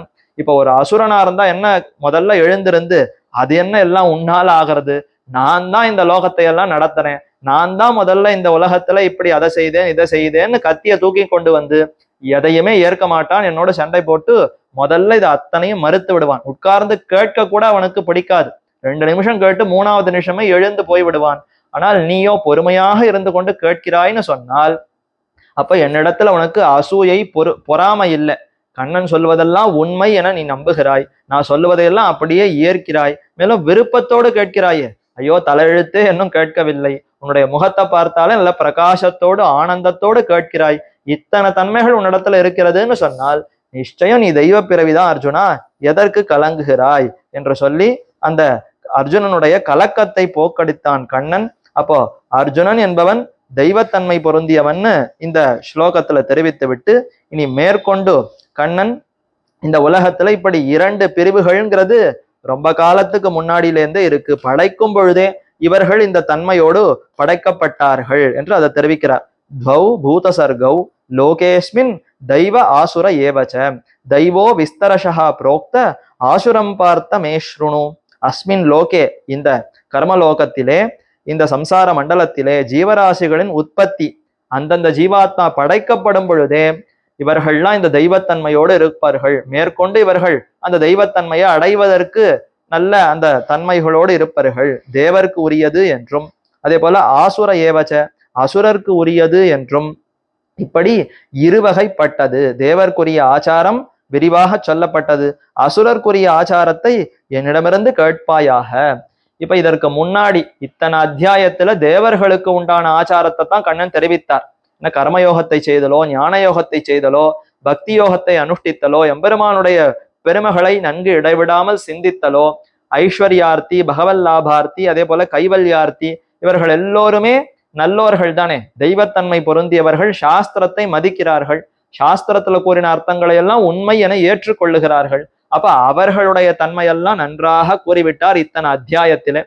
ஆனால் தீயவர்கள், அசுரர்கள், அவர்கள் எப்படிப்பட்டவர்கள், அவர்களுக்கு என்னென்ன தன்மை இருக்கும், அவர்கள் எப்படி என்னை எதிர்க்கிறார்கள், அவர்கள் என்ன நினைக்கிறார்கள், எப்படி கர்வப்படுகிறார்கள், இதையெல்லாம் இப்ப மேற்கொண்டு உனக்கு விரிவாக சொல்லுகிறேன். இந்த அத்தியாயத்துல நீ மேற்கொண்டு என்ன சொல்ல போகிறார்னா, அசுரர்களுக்கு உண்டான தன்மை என்ன, அசுரன்கிறவன் எப்படி நினைப்பான், அவன் எப்படி என்னை எதிர்க்கிறான்ங்கிறதான் கண்ணன் மேற்கொண்டு தெரிவிக்கிறார். இதை எதற்கு கண்ணன் தெரிவிக்கணும், மேற்கொண்டு மறுபடியும் தேவர வகுப்புல சேர்ந்திருக்கக்கூடிய நல்லவர்களுடைய தன்மையே சொல்லலாமேன்னு கேட்டால், அதுதான் இத்தனை அத்தியாயமா சொல்லிவிட்டாரே, இப்போ எது நமக்கு வேண்டாம் என்பதையும் கண்ணன் சொல்ல வேண்டும் அல்லவா. இதையெல்லாம் நீ கண்டிப்பா வளர்த்து கொள்ளக்கூடாது, இந்த தன்மை உன்னிடத்துல இருந்தால் அதை கண்டிப்பா நீ விட்டுவிட வேண்டும், அது தீய தாழ்ந்த வழிக்குத்தான் கொண்டு போய் விடுமே தவிர அது உனக்கு நல்லதை அளிக்காது, சம்சாரத்திலிருந்து விடுகை, விமோக்ஷம், மோக்ஷங்கிறது உனக்கு இதனால ஏற்படாது என்பதை வலியுறுத்தி சொல்ல வேண்டும் என்பதற்காக இனி மேற்கொண்டு இந்த அத்தியாயத்திலே ஒரு 20 ஸ்லோகத்துல என்ன தெரிவிக்கிறார்னா, இதோ தீயவர்கள், அசுரர்கள், அசுர குணங்கள் கொண்டிருப்பவர்களுடைய அந்த நடவடிக்கை எல்லாம் இப்படிதான் இருக்கும் என்று தெரிவிக்கிறார். பிரவருத்திம் ச நிவருத்திம் ச ஜனா ந விதுராசுராக ந சௌச்சம் நாபிச்ச ஆச்சாரோ ந சத்தியம் தேஷு வித்யதே. அசுர பிறவியை சேர்ந்த ஜீவர்களிடத்திலே ஐஸ்வர்ய சாதனமாகவும் மோக்ஷ சாதனமாகவும் இருக்கும் வைதிக தர்மத்தை அறிய மாட்டார்கள். இவர்கள்லாம் எப்படிப்பட்டவர்கள்னா, வேத மார்க்கத்துல சாஸ்திரத்துல சொல்லப்பட்டபடி ஐஸ்வர்யத்தை பெற வேண்டும், ஐஸ்வர்யத்தை பெற வேண்டும் என்று சாஸ்திரத்திலேயே அதுவும் ஒரு பயனாக கூறப்பட்டிருக்கிறது. அந்த சாஸ்திரத்தின் அடிப்படையில கூறப்பட்டிருக்கிற ஐஸ்வர்யத்தை பெற வேண்டும் என்று அவர்களுக்கு அந்த அறிவெல்லாம் இருக்காது. இவர்களுக்கு ஐஸ்வர்யம் வேண்டும், நல்ல செல்வாக்கு வேணும், நல்ல செல்வத்தை அனுபவிக்க வேண்டும்ங்கிற விருப்பம் இருக்கும். ஆனால் அதற்கு வழிமுறை வேதத்துல கூறப்பட்டிருக்கிறபடி அதை செய்வர்களான்னு கேட்டால் அப்படியெல்லாம் செய்ய மாட்டார்கள். நேர போய் இந்திரனோடு சண்டை போட்டு அவனுடைய ராஜ்யத்தை எல்லாம் பறிக்க வேண்டும், யாரெல்லாம் நல்ல செல்வந்தர்களாக இருக்கிறார்களோ அவர்களை எல்லாம் அழித்து கொள்ளையடித்து பெற வேண்டும் என்று இப்படிதான் இவர்களுடைய புத்தி போகுமே தவிர, வேத முறைப்படி சாஸ்திர முறைப்படி எப்படி ஐஸ்வர்யத்தை பெற வேண்டும்னு கூறப்பட்டிருக்கிறதோ அந்த வழியெல்லாம் இவருக்கு தெரியவே தெரியாது. அப்ப அசுரத்தன்மை பொருந்தியவன் இப்படியெல்லாம் ஐஸ்வர்யத்தை பெறுவதற்கோ அதே போல மோட்சத்தை பெறுவதற்கோ உண்டான அந்த வழிகளை அறிய மாட்டார்கள். அதற்கப்புறம் அவர்களிடம் சௌச்சம் ந வித்யதே, வைதிக கர்மங்களை அனுஷ்டிப்பதற்குரிய சுத்தி இருக்காது. சரி, அந்த வழிமுறைகள் தெரியாது இருக்கட்டும், சுத்தியாவது இருக்குமா, அதை தெரிஞ்சுப்பதற்கு தானே அவர்களுக்கு தகுதி இருக்குமான்னு கேட்டால் முதல்ல அவர்கள் ரஜோகுணம் தமோகுணம் பீடித்தவர்களா இருப்பார்கள். சத்வகுணம் இருப்பவர்கள் தான் கொஞ்சம் காது கொடுத்து என்ன சொல்றா சாஸ்திரத்துலன்னு கேட்பதற்கே முன் வருவார்கள். இவர்களுக்கு அந்த சுத்தியும் இருக்காதா, அதனால அதை தெரிந்து கொள்ள வேண்டும்ங்கிற விருப்பம் இவர்களுக்கு இருக்காது. அந்த சாதனத்தை கடைபிடிக்கவும் மாட்டார்கள். சரி, சாதனத்தை அறியலாமே, சற்று பொறுமையாக இருந்து அதை கேட்டு தெரிந்து கொள்ளலாமேன்னு கேட்டால் அப்படி அறிவதற்கு உண்டான சுத்தியும் இவர்களிடத்துல கிடையாது. மேலும் அந்த சுத்தியை விளைக்கக்கூடிய சந்தியாவந்தனம் முதலான ஆச்சாரமும் அவர்களிடத்துல இருக்காது. சரி, இப்ப தூய்மை இல்லை, இந்த பிறவியிலேயே ஒரு 5 வருஷம் 10 வருஷம் 50 வருஷம் ஆனதுக்கு அப்புறம் தூய்மை வருமா அப்படின்னு கேட்டால், தூய்மை வருவதற்கு முதல்ல கர்மயோகம், அவனவனுக்குன்னு விதிக்கப்பட்டிருக்கிற செயல்களை செய்ய வேண்டுமா, அந்த செயல்களையும் இவர்கள் செய்ய மாட்டார்கள். வெறும் உடலுக்கு உண்டான சுகங்களை மட்டும் பார்த்து கொண்டு உடலை எப்படி பேணி பாதுகாக்கலாம்ன்ற அதிலேயே இருப்பவர்களை ஒழிந்து கர்மயோகத்தை செய்ய வேண்டும். சந்தியாவந்தனம் முதலான ஆச்சாரங்கள், அன்னன்ன வர்ணத்துக்குன்னு கூறப்பட்டிருக்கிற எந்த ஆச்சாரத்தையும் இவர்கள் கடைபிடிக்க மாட்டார்கள். சத்தியம் ந வித்யதே, உண்மை உரைத்தலும் அவர்களிடத்துல இருக்காது. எப்ப உடல் சுகம்தான் பெருசோ, என்ன வேணா செய்யலாம், எங்க வேணாலும் எப்படி போய் பேசியும் உடலுக்கு உண்டான ஆனந்தத்தை வளர்த்து கொள்ளலாம்னு அப்படிதான் ஈடுபடுவர்களை ஒழிந்து உண்மை உரைத்தல்ங்கிறதே இவ்விடத்துல இருக்காது. அசத்தியம் அப்பிரதிஷ்டம் தே ஜகதாஹு அனீஸ்வரம் அபரஸ்பர சம்பூதம் கிம் அந்யத்காம ஹேதுகம். இந்த உலகத்துல எது சிறந்த புருஷார்த்தம் தெரியுமா, நல்ல காம சுகத்தை அனுபவிக்க வேண்டும், என்னென்ன விருப்பங்கள் உண்டோ அது அத்தனையும் அனுபவிக்க வேண்டும், அதுதான் இருக்கிறதுலயே உயர்ந்ததுன்னு இவர்கள்லாம் கூறுவர்களாம் அசுரர்கள் எல்லாம். உலகம் அசத்தியம் அப்பிரதிஷ்டம் அனீஸ்வரம் ஆகுஹு, பிரம்ம ஆத்மகமானது, பிரம்மத்தையே இது ஆத்மாவாக கொண்டிருக்கக்கூடியது, பிரம்மத்தினால்தான் இந்த ஜகத்து நியமிக்கப்படுகிறது, பிரம்மத்தினால் நிலை நிற்பது, பிரம்மத்தினால் நியமிக்கப்படுவது என்று சொல்லுவதில்லை. அவர்கள்லாம் என்ன சொல்றா, அதெல்லாம் இயற்கையா நடக்கிறது, பிரம்மமாவது ஒன்னாவது, பரமாத்மாவாவது அதெல்லாம் ஒன்றும் கிடையாது. ஜெகத்தெல்லாம் இயற்கையிலேயே படைக்கப்படும். இதெல்லாம் பிரம்மத்திற்கும் இதற்கும் ஒன்றும் தொடர்பே இல்லை. பிரம்மங்கிற ஒரு பொருளே இல்லை. பரஸ்பர சம்பூதம், ஆண் பெண் சேர்க்கையால் உண்டாகாதது என்று வேறு எந்த பொருள் உள்ளது என்று கூறுகிறார்கள். காமஹேதுகம், உலகனைத்தும் காமத்தையே காரணமாக கொண்டது என்று கூறுகிறார்கள் என்று இப்படிதான் அசுரத்தன்மை பொருந்தியவர்கள் இந்த சாஸ்திரங்களுக்கு புறன்பாக தங்களுடைய இந்திரிய சுகங்கள் அதையே பெரிதாக கொண்டு இப்படியெல்லாம் கூறுகிறார்கள். ஏதாம் திருஷ்டிம் அவஷ்டபிய நஷ்ட ஆத்மனோ அல்பபுத்தய பிரபவந்தி உக்ரகர்மணஹ க்ஷயாய ஜகதோ அசுபாஹா. இந்த விபரீதமான பார்வையை பற்றி கொண்டு தேகத்தை காட்டிலும் வேறுபட்டதான ஆத்மாவை காணாதவர்களாய் அறியப்படும் அச்சித்தான தேகத்தில் அறிவதாக அந்த அதை காட்டிலும் வேறுபட்ட ஆத்மா உணரப்படுகிறது பிரித்தறிய முடியாத அல்ப புத்திக்காரர்களாக இவர்கள்லாம் இருந்து கொண்டு அனைவருக்கும் தீங்கிழைக்கும் கொடிய செயல்களை செய்பவர்களாய் அமங்கலமானவர்களாய் உலகம் அழிவதற்கு காரணமாகிறார்கள். தீயவர்கள்லாம் என்ன பண்றா, வெறும் உடலுக்கு உண்டான சுகங்களையே பெரிதுன்னு கொண்டு கண்ணால பார்க்கக்கூடிய இந்த உடலை காட்டிலும் ஆத்மாவாவது ஒன்னாவது அதெல்லாம் இல்லை. உடலுக்கு எது நன்மை கொடுக்குமோ அதைத்தான் நாம பார்க்க வேண்டும்.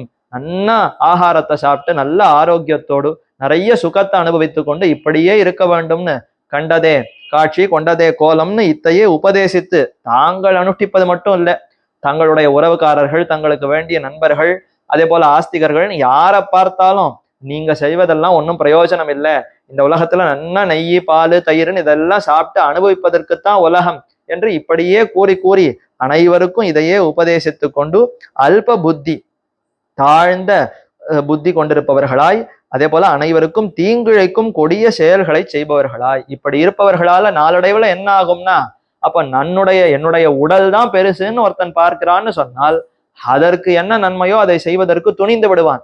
யாருக்கு ஆபத்து இழைத்தாலும் நான் சௌக்கியமா இருக்க வேண்டும், எத்தனையோ பிராணிகளை வதை செய்தாவது அதை உண்டாவது என்னுடைய தேகத்தை நான் போஷணமாக்கி கொள்ள வேண்டும், இப்படி எல்லாம் தீங்கிழைத்தல் அனைவருக்கும் தீய காரியங்களை புரிந்து கொடிய செயல்களை செய்பவர்களாக மாறி இப்படியே இருந்து கொண்டு கடைசியில என்ன ஆகும்னா உலகமே அழிவதற்கு காரணமாகிறார்கள் என்று இப்படி அசுர தன்மை கொண்டிருப்பவர்கள் எல்லாம் தெரிவிக்கிறார். இன்னும் நிறைய ஸ்லோகம் இதே அசுரத்தன்மைகள் கொண்டிருப்பவர்கள் தான். ஆஷாபாஷ சதைர் பத்தாகா காமக்ரோத பராயணாகா ஈஹந்தே காமபோகார்த்தம் அந்நியாயேன அர்த்த சஞ்சயான் என்று ஆசைகள் என்னும் நூற்றுக்கணக்கான கயிறுகளாலே கட்டப்பட்டவர்களாய் பல பல விதமான ஆசைகள். யாருக்கு எத்தனை விதமான ஆசைனா இந்த அசுரத்தன்மை பொருந்தியவர்களுடைய அந்த ஆசைங்கிறது வெவ்வேறு விதமான விருப்பங்கள், அது அத்தனையும் நிறைவேற்ற வேண்டும்னு சொல்லி அதிலேயே ஊன்றி நிற்பவர்களாய் காமத்தை அனுபவிப்பதற்காக தவறான வழிகளில் பொருட்குவியலாலே விரும்பி தேடுகிறார்கள். அந்த விருப்பத்தை அடைய வேண்டும்னு சொன்னால் என்ன ஆனாலும் பரவாயில்ல, என்ன சிரமப்பட்டாலும் சரி, எவ்வளவு பொருள் செலவானாலும் சரி அத்தனையும் கொடுக்கிறேன், அந்த விருப்பத்தை நான் அடைந்தே தீர்வதுன்னு சொல்லி அவ்வளவு அதுல ஈடுபட்டு அதிலேயே கிடக்கிறார்கள். அசௌ மயா ஹதஹா சத்ருர் ஹனிஷ்யேச்ச அபரானபி, என்னால் இந்த எதிரி கொல்லப்பட்டான், மேலும் பல எதிரிகளையும் நான் கொள்வேன் என்று இவனே இப்படியெல்லாம் நினைக்கிறானா. ஈஸ்வரோகம் அகம்போகி சித்தோகம் பலவான் சுகி, நான் தான் எனக்கு இருக்கிற எதிரிகளை எல்லாம் அழித்துக்கிறேன், எனக்கு நன்மையை நானே விளைத்துக் கொள்ளுகிறேன், யாரெல்லாம் எனக்கு எதிரிடுகிறார்களோ எனக்கு தீமை புரிகிறார்களோ அவர்களை எல்லாம் நானே ஒழிக்கிறேன் என்றெல்லாம் நினைத்து கொண்டு நானே ஈஸ்வரன், நானே என் திறமையால் அனைவரையும் நியமிப்பவன், அகம் போகி நானே அனைத்து போகங்களையும் அனுபவிப்பவன், அகம் சித்தகா நானே என் திறமையால் சித்திகளை பெற்றவன், அகம் பலவான் நானே இயற்கையாகவே பலமுடையவன், அகம் சுகி நானே இயற்கையாகவே சுகத்தை அனுபவிப்பவன், சுகமுடையவன் என்று இப்படியே நினைக்கிறான். ஆட்யோ அபிஜனவானஸ்மி கோன்யோ அஸ்தி சதுருஷோ மயா, நல்ல சிறந்த குலத்துல பிறந்திருக்கிறேன், அதே போல எனக்கு இருக்க இயற்கையாகவே நல்ல பலம் இருக்கிறது, நல்ல அழகு செல்வம் எல்லாம் என்னிடத்துல இருக்கிறது என்று இப்படி அகங்காரம் மமகாரத்தினால பீடிக்கப்பட்டவனாக இருந்து கொண்டு மேல எனக்கு சதுருஷமா இன்னொருத்தர் உண்டா, என்னை போல இன்னொருத்தர் உண்டான்னு அத்தனை அகங்காரம் கர்வம் ஏற்படுகிறது. யக்ஷே தாஸ்யாமி மோதிஷ்ய இதி அஜ்ஞான விமோகிதாக, இப்படி இருந்து கொண்டு என் திறமையாலேயே யாகம் செய்கிறேன் என்று இவன் புகழுக்காக யாகம் செய்கிறான். இவன் ஒன்னும் விருப்பத்தினாலே அல்லது ஆஸ்திக புத்தியினாலே சாஸ்திரம் சொல்லித்துங்கிற அந்த எண்ணத்தினாலெல்லாம் இல்லை, எல்லாரும் அந்த காரியத்தை செய்யறாளே, அப்ப நானும் அதை செய்து புகழ சம்பாதிக்கிறேன்னு சொல்லி இவனும் தன்னுடைய பேர் புகழுக்காகவே யாகங்களை செய்கிறேன், அதையும் நான் செய்தார் போல இன்னொருத்தர் செய்தவர் உண்டா என்று அத்தனை அகங்காரத்தோடு இப்படியெல்லாம் செய்து கொண்டு அஜ்ஞான விமோகிதாக சர்வேஸ்வரின் அருளின்றியே தானே யாகம் தானம் முதலானவற்றை செய்கிறோம் என்னும் அறிவின்மையால் மயங்குகிறார்கள். ஆக இப்படி அஜ்ஞானத்தினாலே பீடிக்கப்பட்டவர்களாய் எல்லாம் நான் தான் செய்கிறேன் என்று கொண்டு மயங்குகிறார்கள். ஆத்ம சம்பாவிதாக ஸ்தப்தாக தனமான மதான்விதாக யஜந்தே நாம யஜ்ஞைஸ்தே தம்பேன அவிதிபூர்வகம். அவிதிபூர்வகம், விதிபூர்வகம்னா சாஸ்திரத்துல சொல்லப்பட்டபடி செய்தால் அது விதிபூர்வகம். இவர்கள்லாம் சாஸ்திரத்துல சொல்லப்படாதபடி அதுல எப்படி செய்யக்கூடாதுன்னு சொல்லியிருக்கிறதோ அந்த விதத்துல யாகங்களை எல்லாம் நன்றாக நிறைவேற்றுவார்கள். அப்ப அதற்கு யாகம்னு பெயர் வருமானு கேட்டா யாகம்னு பெயரே வராது. சாஸ்திரத்துல சொல்லப்பட்டபடி செய்தால்தான் அதற்கு யாகம் ஹோமம்ன்ற பெயரே ஏற்படும். இவர்கள்லாம் அதுல கூறப்படாதபடி வெறும பேருக்காக புகழுக்காக செய்கிறார்கள். ஆத்ம சம்பாவிதாக தம்மை தாமே பெருமை பேசி கொள்ளுகிறார்கள். என்ன போல உண்டா, நான் செய்தார் போல உண்டா, அன்னைக்கு தர்மபுத்திரன் கூட இப்படி யாகம் செய்திருக்க மாட்டான், நான் அந்த அளவுக்கு இவ்வளவு பொருள் செலவு பண்ணி இப்படி செய்திருக்கிறேன் என்று தன்னையே பெருமைப்படுத்தி பேசிக் கொள்ளுவார்களாம். ஸ்தப்தாக தம்மை பெருக்க மதிக்கையாலே பணிவில்லாமல் நிமிர்ந்து நிற்பவர்களாய். ஸ்தப்தன்னு சொன்னா தலை கீழே குனியாது, அவருக்கு கண்ணு கொஞ்சம் கால்லையும் கண்ணு இருக்கட்டும்னு சொல்ற மாதிரி எங்கேயோ ஆகாசத்தையே பார்த்து கொண்டு அப்படி நல்ல நிமிர்ந்து அந்த பணிவே இல்லாமல் இருப்பார்கள். தனமான மதான்விதாக பணத்தினாலும் கல்வி குடிப்பிறப்பினாலும் ஆகிய அந்த அபிமானத்தாலும் விளையும் கர்வத்தை உடையவர்களாய். புறத்தாழ்வான தெரிவிக்கும் பொழுது மொழியை கடக்கும் பெரும்புகழான் வஞ்ச முக்குறும்பாம் குழியை கடத்தும் நம் கூறத்தாழ்வான்னு கொண்டாடுகிறோமே. முக்குறும்பு அறுத்தவர், 3 விதத்துல நமக்கு கர்வம் ஏற்படும். நல்ல குலத்துல பிறந்ததுனாலே ஒரு கர்வம், நல்ல அழகு அதனால ஏற்படலாம், நல்ல கல்வி ஞானம் இருந்தாலும் கர்வம் ஏற்படலாம், இல்ல நல்ல பொருள் செல்வம் நிறைய ஐஸ்வர்யம் இருக்கு சொத்து இருக்குன்னாலும் கர்வம் ஏற்படலாம். இதனால எல்லாம் இருந்தும் கர்வமே இல்லாமல் அகங்காரமே இல்லாமல் இருந்தவர் சுவாமி கூறத்தாழ்வான். ஆனா அசுரர்களுக்கு என்ன ஆகி விடுகிறதுன்னா, உண்மையில நல்ல குடிப்பிறப்பும் இல்லை, நல்ல செல்வமும் இல்லை, நல்ல அழகும் இல்லை, நல்ல படிப்பும் இல்லை, ஆனா இந்த 3 4 கர்வம் மட்டும் ரொம்ப நிறைய இருக்கு. குடிப்பிறப்பு இல்லாமையும் கர்வம், பணம் இல்லாமையும் கர்வம், அழகு இல்லாமையும் கர்வம், அனைத்தினாலையும் கர்வத்துல நிறைந்தவர்களாக இருக்கிறார்கள். இப்படிப்பட்டவர் புகழையே பயனாக கொண்டு செய்யப்படும் யாகங்களாலே சாஸ்திர விதிக்கு முரணாக யாகம் செய்தவன் என்னும் புகழை வெளிப்படுத்திக் கொள்வதற்காக யாகம் செய்கிறார்கள். இப்படி அசுரத்தன்மை பொருந்தியவர்கள்லாம் இப்படி இருக்கிறார்கள்னு சொல்லி அவர்களுக்கு மேல மேல என்ன பயன் ஏற்படுகிறதுன்னா, தானகம் துஷத குரூரான் சம்சாரேஷு நராதவான் க்ஷிபாமி அஜஸ்ரம் ஆசுபான் ஆசுரீஷ்வேவ யோனிஷு. இப்ப கண்ணன் பலனை தெரிவிக்கிறார். இந்த அசுரத்தன்மை பொருந்தியவர்கள்லாம் இப்படி காரியங்களை செய்து விட்டால் அதற்கு பயன் ஏற்பட வேண்டுமே, என்ன பலன் அவர்கள் அடைகிறார்களாம், அதைத்தான் ரொம்ப கோபமா தெரிவிக்கிறார். என்னை துவேஷிப்பவர்களாய் கொடியவர்களாய் மனிதர்களில் கடையானவர்களாய் அமங்கலமானவர்களான அவர்களை நான் இடைவிடாமல் பிறப்பு இறப்பு மூப்பு முதலானவை மாறி மாறி வரும் பிறவிகளில் அதிலும் அசுர பிறவிகளிலேயே தள்ளுகிறேன். க்ஷிபாமி என்றால் பிடிச்சு தள்ளுறேன்னு அர்த்தம். கண்ணன் இப்ப ரொம்ப வெறுப்போடு ரொம்ப கோபத்தோடு தெரிவிக்கிறார்.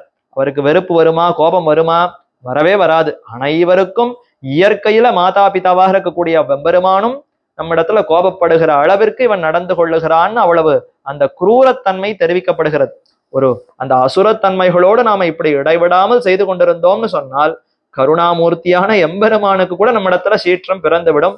அப்படி அந்த கடல் கொந்தளித்தா போலேன்னு அந்த சீற்றம் ஏற்பட்டதுன்னு சொன்னால் அதனுடைய பலன் எப்படி இருக்கும்னா ரொம்ப பயங்கரமா இருக்கும். அதைத்தான் இதுல இந்த ஸ்லோகத்துல தெரிவிக்கிறார். அவர்களெல்லாம் அப்படியே பிடித்து தள்ளுகிறேன், இனி மீண்டும் வராத அளவிற்கு இந்த சுழலிருந்து அவர் தப்பிக்கவே முடியாதுங்கிற அளவிற்கு அப்படி தள்ளி விடுகிறேன்னு தெரிவிக்கிறார். அகம் நானே அவர்களெல்லாம் தள்ளுகிறேனோ.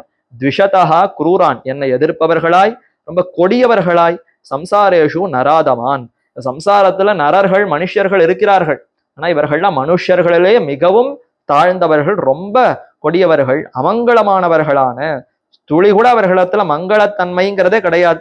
இவர்கள் இருப்பதினாலே இந்த சம்சாரத்துல மீதி மற்றையோர்களுக்கும் இந்த மங்களத்தன்மை தூய்மையே போய்விடும். அவர்களையும் இவர்களை போல மாற்றிக்கொண்டிருப்பார்கள். அதனால இவர்களெல்லாம் மறுபடியும் இந்த சம்சார மண்டலத்திலேயே பிடித்து தள்ளுகிறேன். பிறவிகளில் அதிலும் ஆசுர பிறவிகளிலேயே தள்ளுகிறேன். ஆசுர பிறவினா என்ன அர்த்தம்?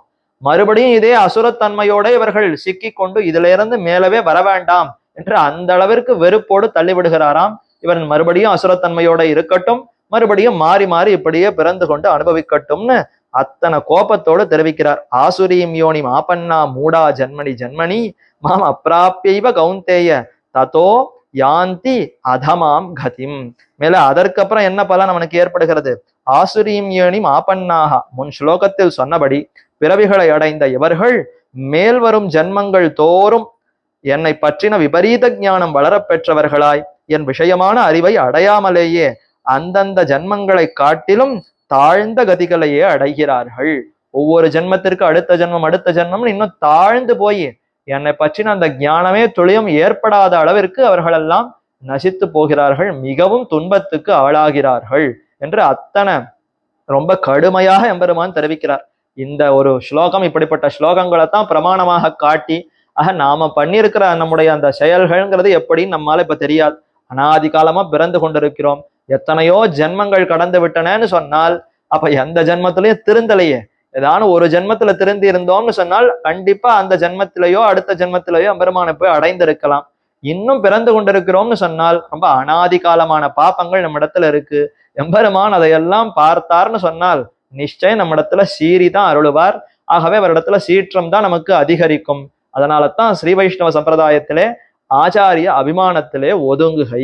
என்னானாலும் பிராட்டினுடைய புருஷகாரம், ஆச்சாரியருடைய புருஷகாரம் இருந்ததுன்னு சொன்னால் எம்பெருமான் கோபமே படமாட்டான். எத்தனை சீற்றம் இருந்தாலும் அது அத்தனையும் தனித்து கொண்டு உனக்காக பொறுக்கிறேன்னு ஒரு ஆச்சாரியன் சொல்லிவிட்டார்னு சொன்னால் பொறுத்து கொள்ளுகிறார், பிராட்டிக்காக பொறுக்கிறார்.